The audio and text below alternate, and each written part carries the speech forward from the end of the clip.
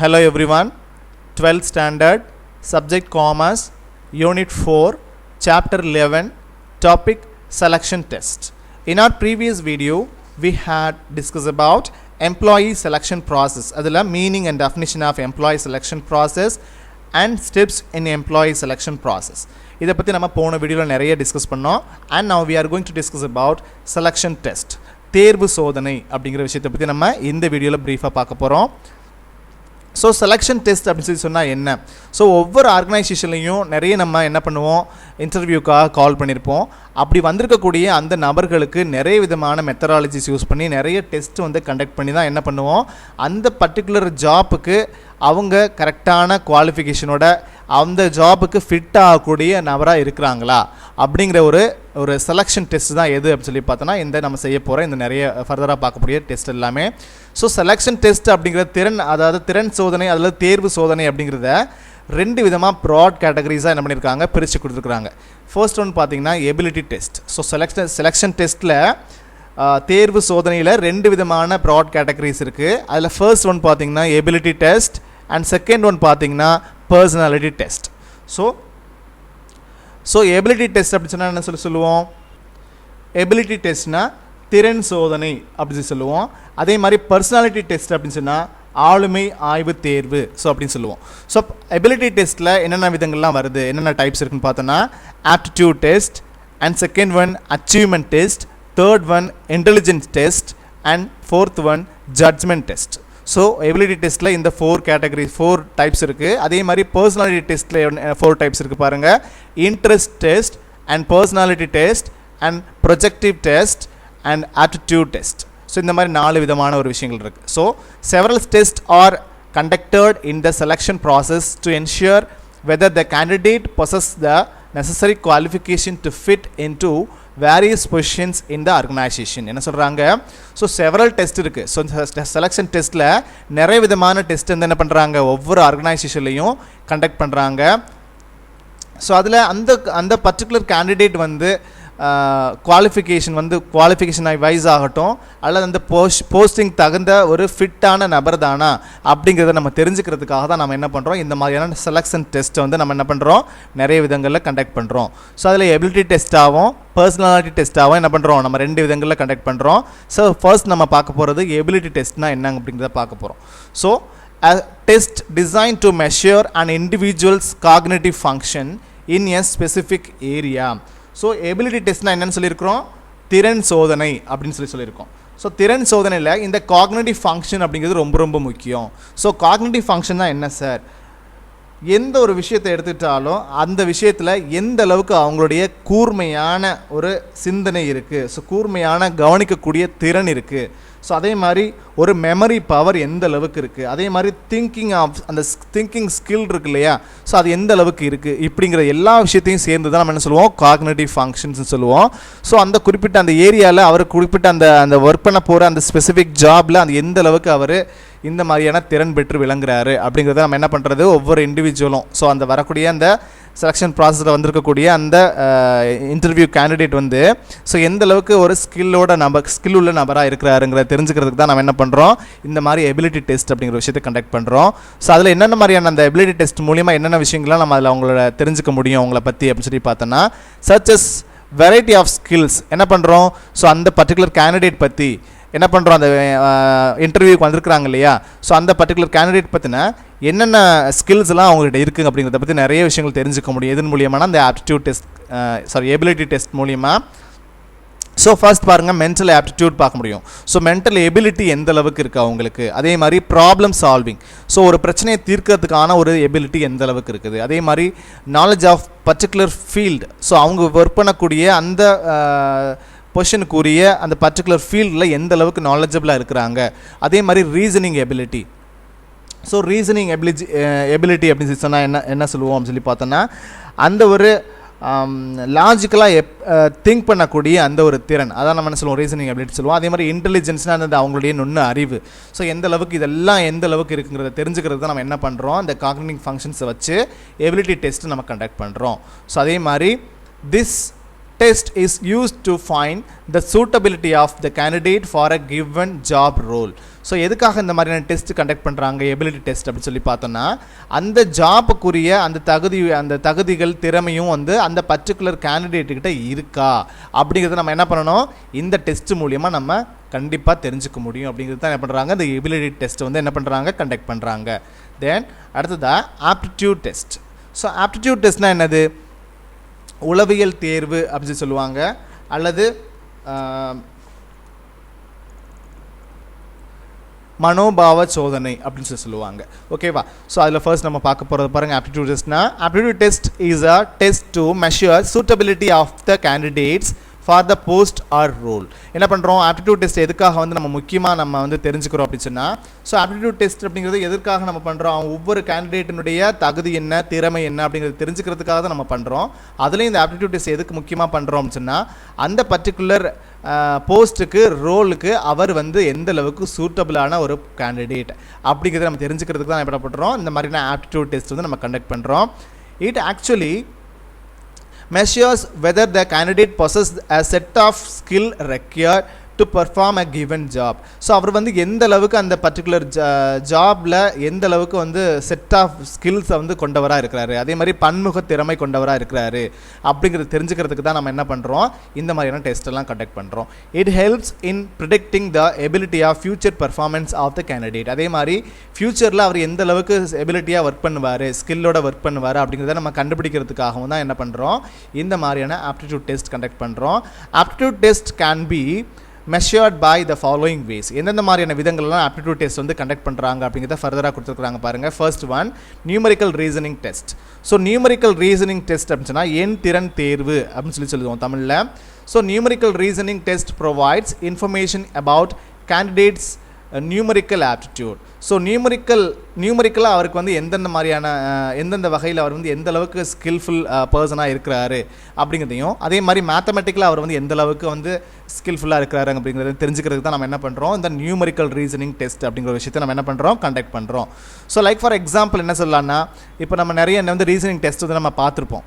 So particular numbers வந்து என்ன பண்ணியிருப்பாங்க கேப் விட்டு என்ன பண்ணியிருப்பாங்க கொடுத்துருப்பாங்க. லைக் ஃபார் எக்ஸாம்பிள் என்ன சொல்லலாம்னா 1 3 and 6 and 10. ஸோ இந்த மாதிரி என்ன பண்ணியிருப்பாங்க இந்த மாதிரி நம்பர்ஸ் வந்து என்ன பண்ணியிருப்பாங்க கொடுத்துருப்பாங்க ஒன்று கொடுத்துட்டே இருப்பாங்க. அதே மாதிரி 10க்கு அப்புறம் என்ன அப்படிங்கிற மாதிரி என்ன பண்ணியிருப்பாங்க ஒரு ரீசனிங் வந்து ஒரு கொஷின் வந்து கொடுத்துருப்பாங்க.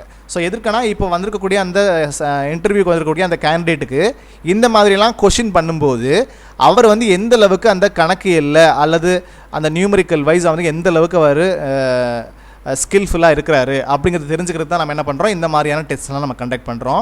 ஸோ இப்போ இது எப்படி வந்திருக்கு இப்போ நார்மலாக இதெல்லாம் சின்ன ஒரு நார்மலான ஒரு கொஷின் தான். ஸோ ஒன்றுக்கு இப்போ எப்படி கொடுத்துருக்காங்கன்னு பாருங்கள். 1க்கு அப்புறம் 3 வந்திருக்கு. ஸோ இப்போ எதோட ஆட் பண்ணால் 3 வருது 1 + 2 3 வந்துடுது. ஓகேவா? ஸோ இப்போ அந்த 3யோட எதை ஆட் பண்ணால் வந்து 6 வருது 3யோட +3 ஆட் பண்ணால் என்ன ஆகும் 6 வரும். ஸோ 6க்கு அப்புறம் 10 வந்திருக்கு. 6ஓட எதை கூட்டினா 10 வருது 6ஓட 4 கூட்டினா ஆட் பண்ணால் என்ன ஆகும் 10 வந்துடும். ஸோ இப்போ அதுக்கப்புறம் நம்பர் என்ன வரணும் அப்படிங்கிறத கேட்டிருக்கிறாங்க. ஸோ இப்போ நம்ம சின்ன லாஜிக் தான். ஸோ இப்போ 1 + 2னா 3 வருது. ஃபஸ்ட் 2 இருக்கா அடுத்து 3 + 3னா 6 வந்துடும். அடுத்து 2க்கு அப்புறம் 3 வருதா. ஸோ 6 + 10 6 + 4னா 10 வந்துடும். அப்போது இங்கே 2 இங்கே 3 இங்கே 4 அடுத்து நம்ம இங்கே என்ன வரும் 5. ஸோ 10 + 5 15 சரியா. ஸோ அடுத்து வரக்கூடிய நம்பர் என்னென்னா 15. ஸோ இந்த மாதிரி தான் என்ன பண்ணுறோம் இந்த மாதிரியான நியூமரிக்கல் ரீசனிங் டெஸ்ட். ஸோ எதுக்காக கண்டக்ட் பண்ணுறாங்க அப்படின்னு சொன்னால் நியூமரிக்கலி இவர் எந்த அளவுக்கு வந்து ஒர்த்ஃபுல் ஒரு கேண்டிடேட் அப்படிங்கிறது தெரிஞ்சுக்கிறதுக்கு தான் நம்ம என்ன பண்ணுறோம் இந்த மாதிரியான டெஸ்ட்லாம் நம்ம கண்டக்ட் பண்ணுறோம். ஸோ அடுத்து பாருங்கள் verbal reasoning test. So verbal reasoning டெஸ்ட்னால் வாய்மொழி திறன் தேர்வு அப்படின்னு சொல்லுவோம். So it measures the candidates ability to comprehend the written text and ability to arrive at factual conclusion from the written text சரியா. ஸோ இந்த ரிட்டன் டெக்ஸ்ட் அப்படின்னு சொன்னால் ஒரு காம்ப்ரிஹென்சிவ் ஒரு சென்டென்ஸ் வந்து என்ன பண்ணியிருப்பாங்க கொடுத்துருப்பாங்க. ஸோ அந்த சென்டென்ஸை அந்த பர்டிகுலர் கேண்டிடேட் வந்து ரீட் பண்ணிவிட்டு ஸோ அதுலேருந்து என்ன மாதிரியான ஃபேக்சுவல் ஒரு கன்க்ளூஷன் கொடுக்குறாரு. ஸோ அந்த ரிட்டன் டெக்ஸ்ட்டை வச்சு என்ன பண்ணுறது, அந்த கன்க்ளூஷன் கொடுக்குறாரு. ஸோ எந்த அளவுக்கு எபிலிட்டியாக அதை வந்து செய்கிறாரு அப்படிங்கிறத இப்போ அந்த கன்க்ளூஷன் கொடுக்குறாருங்கிறத வச்சு அவருடைய அந்த திறமை எபிலிட்டியை என்ன பண்ணுறது நம்ம மெஷர் பண்ணுறது. ஓகேவா? ஸோ இப்படி தான் என்ன பண்ணுறாங்க இந்த வெர்பல் ரீசனிங் டெஸ்ட்டு. ஸோ முடிவெடுக்கக்கூடிய திறன் வந்து எந்த அளவுக்கு அவருக்கு இருக்குது, ஸோ கன்க்ளூஷன் வந்து எப்படி கொடுக்குறாரு அப்படிங்கிறத தெரிஞ்சுக்கிறது தான் என்ன பண்ணுறோம், இந்த மாதிரியான வெர்பல் ரீசனிங் டெஸ்ட்டும் வைக்கிறோம் அவருக்கு. அதே மாதிரி இண்டக்டிவ் ரீசனிங் டெஸ்ட். ஸோ இப்போ நம்ம ஆப்டிடியூட் அதாவது இந்த எபிலிட்டி டெஸ்ட்டே நம்ம எதுக்காக கண்டக்ட் பண்ணிகிட்டு இருக்கிறோம் அப்படின்னு சொல்லி சொன்னால் எல்லாம் அவங்களுடைய ஒவ்வொரு அந்த கேண்டிடேட்டுடைய தகுதி என்ன, திறமை எப்படி இருக்குது, எந்த அளவுக்கு ஸ்கில்ஃபுல்லாக இருக்காங்க தெரிஞ்சுக்கிறதுக்கு தான் நம்ம என்ன பண்ணுறோம் இந்த ஆப்டிடியூட் டெஸ்ட்டு எபிலிட்டி டெஸ்ட்டே வச்சு பார்த்துட்ருக்கோம். அதில் ஃபர்ஸ்ட் என்ன இருக்குன்னா, ஃபர்ஸ்ட் டைப் என்னென்னா ஆப்டிடியூட் டெஸ்ட். ஸோ இந்த ஆப்டிடியூட் டெஸ்ட்டில் என்னென்ன மாதிரியான டெஸ்ட்டெல்லாம் கண்டக்ட் பண்ணுறாங்க, என்னென்ன விதங்களெல்லாம் கண்டக்ட் பண்ணுறாங்க அப்படிங்கிறத நம்ம பார்த்துட்ருக்கோம். ஸோ அடுத்து பார்த்திங்கன்னா inductive reasoning test. So inductive reasoning test அப்படின்னு சொன்னால் காரணமறிதல் திறன் தேர்வு. ஸோ காரணமறிதல் திறன் தேர்வு அப்படிங்கிறது இது இந்த இண்டக்டிவ் ரீசனிங் டெஸ்ட் அப்படிங்கிறது. ஸோ இது என்ன மாதிரியான ஒரு விஷயம் அப்படின்னு சொல்லி பார்த்தோன்னா அவங்களுடைய எபிலிட்டி தான். ஸோ இதுவும் எபிலிட்டியை ஒரு மெஷர் பண்ணுறதுக்கான ஒரு டெஸ்ட் மெத்தட் தான். So inductive test is one of the psychometric test. Psychometric டெஸ்ட்னா என்னது, எபிலிட்டி தான். ஸோ அவங்களுடைய எபிலிட்டி எந்த அளவுக்கு இருக்குது, ஸோ என்ன மாதிரியான எபிலிட்டிஸ் வந்து அவங்களுக்கு வந்து இருக்கிறது அப்படிங்கிறத நம்ம என்ன பண்ணுறது ஒரு மெஷர் பண்ணுறதுக்கான ஒரு விஷயம் தான். So conducted in the selection process to measure the problem solving. So என்ன மாதிரியான எபிலிட்டியில் வந்து சொல்கிறாங்க அப்படின்னு சொன்னால் ப்ராப்ளம் சால்விங் எபிலிட்டிஸ் வந்து அவங்களுக்கு எப்படி இருக்குது. ஸோ ஒரு பிரச்சனை வருது அப்படின்னு சொல்லி சொன்னால் இப்போ ஒரு எம்ப்ளாயீஸ்க்குள்ளே என்ன பண்ணுறோம், ஒரு ப்ராப்ளம்ஸ் வந்து அரைஸ் ஆகிடுச்சு, அந்த ப்ராப்ளம் வந்து உங்கள்கிட்ட கொண்டுட்டு வர்றோம். ஸோ அந்த ப்ராப்ளமுக்கு எப்படிப்பட்ட ஒரு தீர்வை அவர் சொல்கிறாரு, ஒன்று அந்த பிரச்சனைக்கு அவர் பனிஷ் பண்ணணும், அல்லது அந்த பிரச்சனைக்கு உரிய என்ன பிரச்சனைன்னு கேட்டு ரெண்டு பேருக்கும் இடையில் அவங்களுக்குள்ள ஒரு காம்ப்ரமைஸ் பண்ணக்கூடிய செயல்பாடை செய்யணும், அல்லது அந்த பிரச்சனையை அவருக்கு மேலதிகாரிக்கு கொண்டுட்டு போகணும். இப்படி 3 விதமான ஆன்சர்ஸ் வந்து என்ன பண்ணலாம், அந்த பிரச்சனைக்கான தீர்வை கொடுக்கலாம். ஸோ அவர் எந்த விதமான ஒரு விதத்தில் அவர் வந்து அந்த பிரச்சனையை வந்து ஹேண்டில் பண்ணுறாரு, ஸோ என்ன கன்க்ளூஷன் கொடுக்குறாரு அந்த பிரச்சனைக்கு அப்படிங்கிறத வச்சு தான் என்ன பண்ணுறாங்க இந்த மாதிரி ஒரு பிரச்சனையை கொடுத்து அதுக்கு எப்படி சால்வ் பண்ணுறாரு அப்படிங்கிறத வச்சு அவருடைய இண்டக்டிவ் ரீசனிங் டெஸ்ட்டை கண்டக்ட் பண்ணுறாங்க, அவருடைய எபிலிட்டியை மெஷர் பண்ணுறாங்க. ஓகேவா? And ability to apply logical reasoning. சரியா? அந்த மாதிரினா லாஜிக்கலாக வந்து எப்படி வந்து திங்க் பண்ணுறாரு, ஸோ இதெல்லாம் திங்க் பண்ணி என்ன மாதிரியான ஒரு கன்க்ளூஷன் கொடுக்குறாரு அப்படிங்கிறத ஒரு திறமையை தான் நம்ம என்ன பண்ணுறோம் இந்த இண்டக்டிவ் ரீசனிங் டெஸ்ட் மூலியமாக நம்ம கண்டக்ட் மெஷர் பண்ணுறோம். ஓகேவா? தென் அடுத்ததான் mechanical reasoning test. So mechanical reasoning test அப்படின்னு சொன்னால் ஒரு பொறியியல் திறன் தேர்வு அப்படின்னு சொல்கிறோம். ஸோ இதில் இது என்ன மாதிரியான விஷயங்கள் இருக்கும் அப்படின்னு சொல்லி பார்த்தோன்னா டயக்ராமேட்டிக் ரெப்ரசன்டேஷன்ஸ் இருக்கும். ஸோ நிறைய டயக்ராம்ஸ் இருக்கும், அதில் சின்ன சின்ன சேஞ்சஸ் கொடுத்துருப்பாங்க.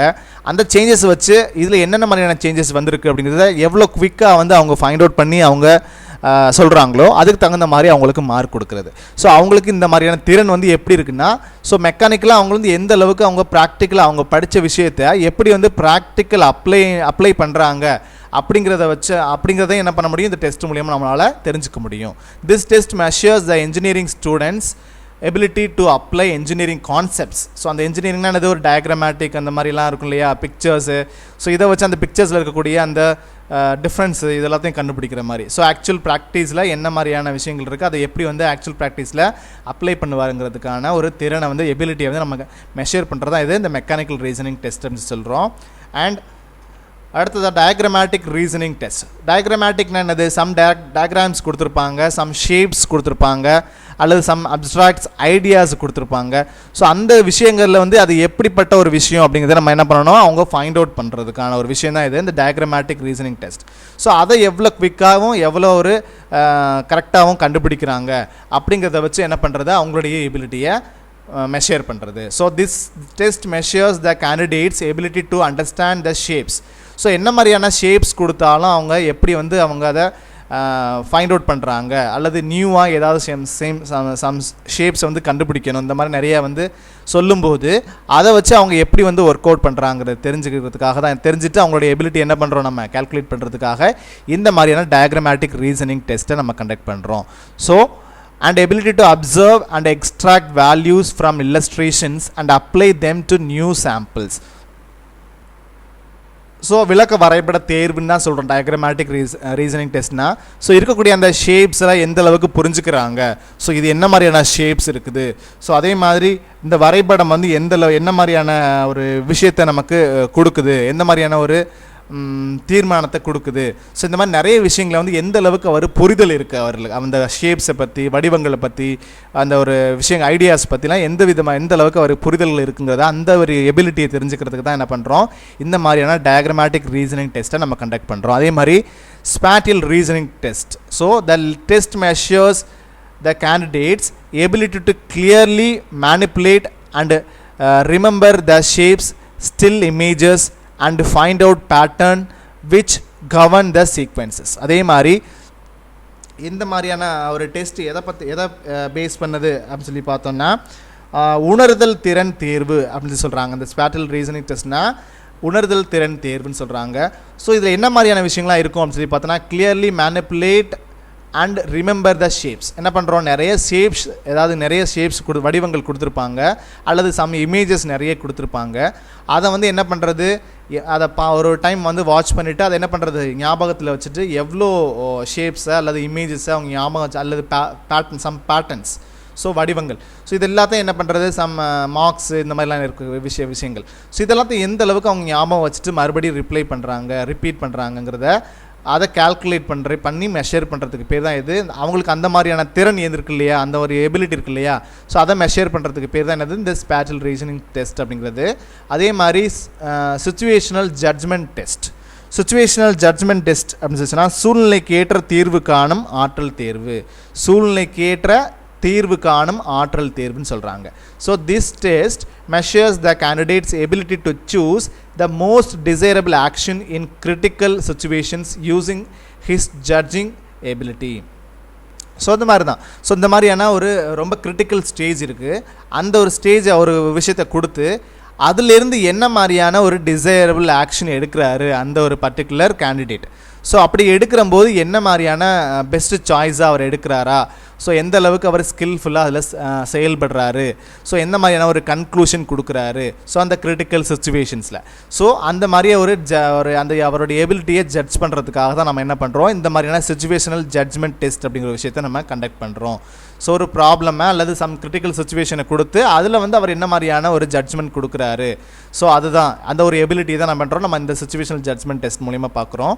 ஸோ அடுத்ததான் mental arithmetic test. So mental arithmetic டெஸ்ட்னா மனக்கணித திறன் ஆய்வு தேர்வு. ஸோ மனக்கணித திறன் ஆய்வு தேர்வு அப்படின்னு சொல்கிறோம். It test the candidates basic numerical ability. So பேசிக்கலாக அவங்களுக்கு நியூமரிக்கல் எபிலிட்டிஸ் வந்து எந்த அளவுக்கு இருக்குது, லைக் அடிஷன்லே ஆகட்டும் அல்லது சப்ட்ராக்ஷன்லே ஆகட்டும் அல்லது மல்டிப்ளிகேஷன்லே ஆகட்டும் அல்லது டிவிஷன் அண்ட் ஃப்ராக்ஷன்லே ஆகட்டும், இந்த மாதிரியான கால்குலேஷன்ஸில் எந்த அளவுக்கு அவருக்கு எபிலிட்டிஸ் இருக்குது அப்படிங்கிறத மெஷர் பண்ணுறது தான் என்ன பண்ணுறோம், இந்த மாதிரியான மென்டல் அரித்மெட்டிக் டெஸ்ட் அப்படிங்கிற விஷயத்தை நம்ம கண்டக்ட் பண்ணுறோம். It test the speed of doing calculations. எதுக்காக இந்த மாதிரி டெஸ்ட்டு கண்டக்ட் பண்ணுறோன்னா டூயிங் ஸ்பீட் கால்குலேஷன்ஸ் எந்த அளவுக்கு பண்ணுறாங்க, ஸோ கால்குலேட்டர்ஸ் இல்லாமல் மேனுவலாக அவங்க மைண்ட் யூஸ் பண்ணி எந்த அளவுக்கு ஸ்பீடாக வந்து கால்குலேஷன்ஸ் வந்து பண்ணுறாங்கங்கிறத தெரிஞ்சுக்கிறதுக்கு தான் என்ன பண்ணுறாங்க, இந்த மாதிரியான மென்டல் அரித்மெட்டிக்கல் டெஸ்ட் வந்து கண்டக்ட் பண்ணுறாங்க. புரியுதா? ஸோ அடுத்ததாக வெக்காபுலரி டெஸ்ட். ஸோ வெக்காபுலரி டெஸ்ட்னா என்னது அப்படின்னு சொன்னால் சொல் அகராதி ஆய்வு தேர்வு. சொல் அகராதி ஆய்வு தேர்வுங்கிறது என்னது வெக்காபுலரி டெஸ்ட்னு சொல்லுவோம். The test measures candidates ability to recognize the relationship among the ideas, think methodically and fluency in English language. என்ன பண்ணுறோம், ஸோ இங்கிலீஷ் லாங்குவேஜில் எந்த அளவுக்கு அவர் ஃப்ளூயன்சியாக இருக்கிறாரு அப்படிங்கிறத தெரிஞ்சுக்கிறதுக்காக தான் என்ன பண்ணுறாங்க, இந்த மாதிரியான வெக்காபுலரி டெஸ்ட்லாம் வந்து என்ன பண்ணுறாங்க, மெஷர் பண்ணுறாங்க. புரியுதா? கண்டக்ட் பண்ணுறாங்க. And number sequence test. So அடுத்ததாக பார்த்தீங்கன்னா எண் தொடர் ஆய்வு தேர்வு. ஸோ எண் தொடர் ஆய்வு தேர்வு அப்படின்னு சொல்லி சொன்னால் முன்னாடி நம்ம ஃபர்ஸ்ட் பார்த்தோம் இல்லையா, நான் நியூமரிக்கல் ரீசனிங் டெஸ்ட் பார்த்தோம் இல்லையா, ஸோ அதே மாதிரியான ஒரு டெஸ்ட்டு, ஒரு விதமான டெஸ்ட்டு தான் இதுவும். ஸோ லைக் இப்போ ஒரு this measures the candidate's ability to find a logic in a series or pattern. Some series of numbers வந்து கொடுத்துருப்பாங்க அல்லது சம் பேட்டர்ன்ஸ் கொடுத்துருப்பாங்க. அந்த பேட்டர்ன் வந்து என்ன மாதிரியான ஒரு செயல் அடிப்படையில் என்ன மாதிரியான ஒரு ஆர்டரில் அந்த நம்பரை அல்லது சீக்வன்ஸோ போயிட்டுருக்கு அப்படிங்கிறத நம்ம ஃபைண்ட் அவுட் பண்ணுறதுக்கு தான் என்ன பண்ணுறோம். இந்த ஃபைண்ட் அவுட் பண்ணுறது மூலிமா அந்த சம் எபிலிட்டி நம்மகிட்ட இருக்கா, எந்த அளவுக்கு குயிக்காக கண்டுபிடிக்கிறோம் அப்படிங்கிறத தெரிஞ்சுக்கிறதுக்காக தான் என்ன பண்ணுறாங்க இந்த மாதிரியான நம்பர் சீக்வன்ஸ் டெஸ்ட் வந்து கண்டக்ட் பண்ணுறாங்க. ஓகேவா?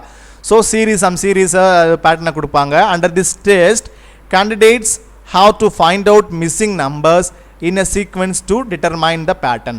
ஸோ அந்த சீக்வென்ஸில் என்ன நம்பர் அடுத்ததாக மிஸ் ஆகிருக்கு, ஸோ அடுத்து வரக்கூடிய நம்பர் என்ன அப்படிங்கிறத நம்ம ஃபைண்ட் அவுட் பண்ணுறது. லைக் ஃபார் எக்ஸாம்பிள் இப்போ ஒரு நம்பர் கொடுத்துருக்குறாங்கன்னு வச்சுக்கோங்க, 42 கொடுத்துருக்காங்க, அல்லது அடுத்ததாக ஒரு 40 கொடுத்துருக்குறாங்க, அடுத்ததாக ஒரு 38 கொடுத்துருக்குறாங்க, அடுத்ததாக 36 கொடுத்துருக்குறாங்க. அடுத்த நம்பர் என்ன இப்படிங்கிற மாதிரி என்ன பண்ணலாம், அவங்க ஒரு கொஷின் வந்து ரைஸ் பண்ணலாம். ஸோ எதில் இந்த நம்பர் சீக்வன்ஸ் டெஸ்ட்டில். ஸோ இப்போது நான் 42 அப்படி வந்துருக்குதுன்னா அடுத்ததாக நமக்கு என்ன வந்திருக்கு, 40 வந்துருக்குது, அடுத்ததாக 38 இருக்குது, அடுத்ததாக 36 இருக்குது, அடுத்ததாக என்ன நம்பர் வரணும். ஸோ இந்த மாதிரியான ஒரு கால்குலேஷனை குவிக்காக இந்தளவுக்கு யார் டக்குன்னு கண்டுபிடிக்கிறாங்கிறத வச்சு அவங்களுக்கு மார்க் கொடுக்குறது. ஸோ 42னா அதுக்கப்புறம் இதுக்கு இடையில என்ன கேப், எவ்வளோ நம்பர்ஸ் கேப் இருக்குன்னா 2 நம்பர்ஸ். 42 வந்து 40 ஆயிருக்கு, அடுத்து 2 நம்பர்ஸ் வந்து டிக்ரீஸ் ஆகிருக்கு. அதுக்கடுத்து பார்த்தீங்கன்னா 40லேருந்து 38 எவ்வளோ டிஃப்ரென்ஸ்னால் 2 நம்பர்ஸ் அதுலேயும் டிஃப்ரென்ஸாக இருக்குது. ஸோ அதே மாதிரி டிக்ரீஸ் ஆகிருக்கு. ஸோ 38லேருந்து 36 அதே சேம் 2 நம்பர்ஸ் வந்து டிக்ரீஸ் ஆகிருக்கு. ஸோ அடுத்து நம்ம பார்க்க போகிறோன்னா 34 வந்து என்ன இருக்குது இதோட ஆன்சர். ஸோ 2 நம்பர் வந்து டிக்ரீஸ் பண்ணோன்னா என்ன இருக்குது, லெஸ் பண்ணோன்னா என்ன இருக்குது, ஸோ அதோட ஆன்சர் வந்துடும். ஸோ இப்போ இந்த ரீசனிங் வந்து இந்த ஒரு நம்பர் சீக்வன்ஸ் டெஸ்ட்டை வந்து நம்ம கண்டக்ட் பண்ணும்போது எந்த அளவுக்கு அவங்க இந்த சீக்வன்ஸில் வந்து எந்த அளவுக்கு இந்த மாதிரியான விஷயங்களில் திறமையோட எபிலிட்டியோட இருக்கிறாங்கிற தெரிஞ்சுக்கிறதுக்காக என்ன பண்ணுறோம், இந்த லாஜிக்ஸை புரிஞ்சுட்டு செய்கிறாங்களா அப்படிங்கிறத தெரிஞ்சுக்கிறதுக்காக என்ன பண்ணுறோம், இந்த நம்பர் சீக்வன்ஸ் டெஸ்ட்லாம் நம்ம கண்டக்ட் பண்ணுறோம். ஓகேவா? ஸோ இவ்வளோ தான் ஸ்டூடெண்ட்ஸ். இதுக்காக தான் என்ன பண்ணுறோம், நம்ம இதில் என்ன பார்த்துருக்கோம் அப்படின்னு சொன்னால் செலெக்ஷன் டெஸ்ட்டில் எபிலிட்டி டெஸ்ட் பற்றி நம்ம என்ன பண்ணியிருக்கிறோம், இப்போது இங்கே நிறைய விஷயங்கள் பார்த்துருக்கோம். ஸோ இதில் ஏதாவது டவுட்ஸ் இருந்ததுன்னா நம்பருக்கு கால் பண்ணி கிளியர் பண்ணிக்கோங்க. And till then bye students.